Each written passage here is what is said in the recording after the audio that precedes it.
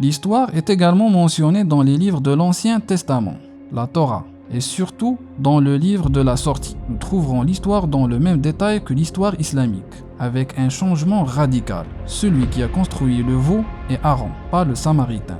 Et Moïse, après avoir brûlé le veau et l'avoir dispersé dans la rivière, il a fait boire aux Israéliens de cette eau. Dans les livres du Nouveau Testament, ou plus exactement en ce qui concerne les débuts du christianisme, nous trouvons cet événement dans le livre des Travaux des prophètes, sans entrer dans les détails. Il est mentionné en ces jours-là. Ils ont créé un veau, ils lui ont offert un sacrifice, et ils se réjouissaient du travail de leurs propres mains.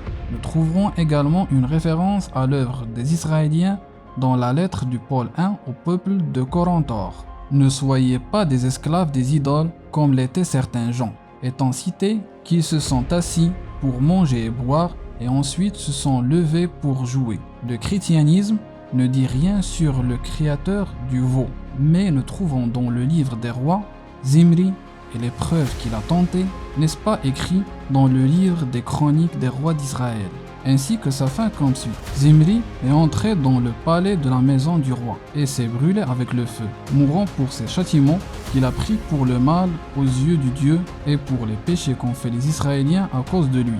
Il s'agit d'une référence explicite à son erreur. Donc, l'histoire est connue dans les trois religions, malgré les différences, notamment la fin du Samaritain. Et ceci ouvre la porte au plus grand débat de cet épisode.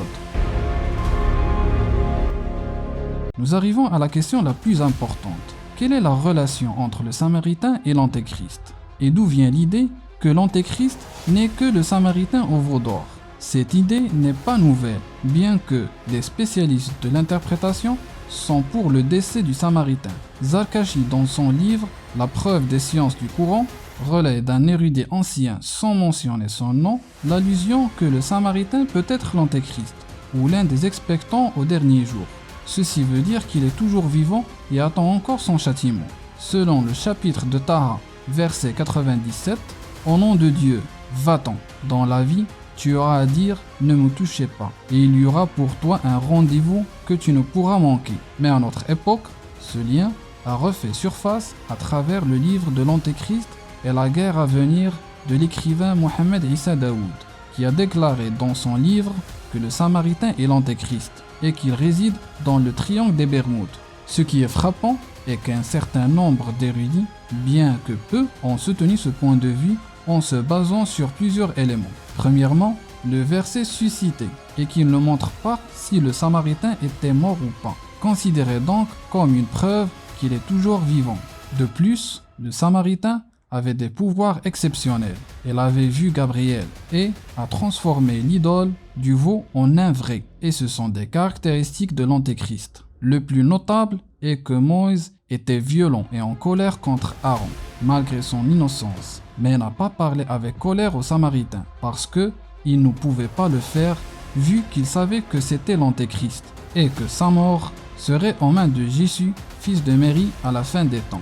Quant à sa punition par l'intouchabilité, il a été expliqué par ceux qui ont préconisé cette théorie que ce n'était pas une punition, mais plutôt un avantage, selon eux, au Samaritain ou l'Antéchrist, parce que personne ne pouvait lui nuire. Un autre élément qui a été mis en évidence par ce groupe, c'est le verset qui dit « Va-t'en, dans la vie, tu auras à dire « Ne me touchez pas », qui est semblable au verset 63 du chapitre Al-Isra destiné au diable, disant « Va-t'en, quiconque d'entre eux te suivra, votre sanction sera l'enfer, une ample rétribution. » Ainsi, le diable est devenu l'un des expectants du dernier jour, exactement pareil aux Samaritains. Cependant, la plupart des érudits musulmans de confessions différentes rejettent cette idée en détail et fournissent des preuves qui la contredisent, qu'ils considèrent comme étrangères à la religion islamique et portent beaucoup de distorsions du contenu coranique.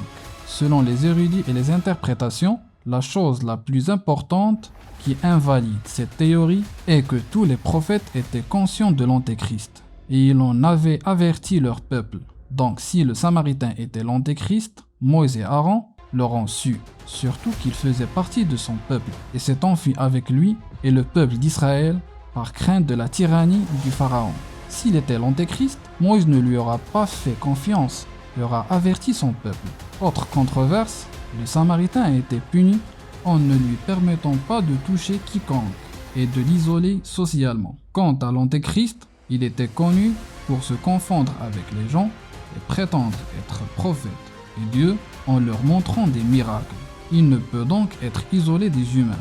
Ceci, selon les érudits, est une distorsion du texte coranique.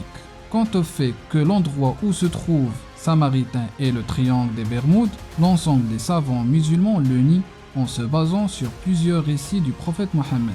L'antéchrist sort d'un pays de l'Orient, nommé Khorasan, et dit l'antéchrist sort du Juda d'Isfahan, suivi par 70 000 juifs avec des couronnes. Donc le discours prophétique indique clairement que l'endroit d'où l'antéchrist apparaîtra est l'Orient, et nie toute relation avec le triangle des Bermudes.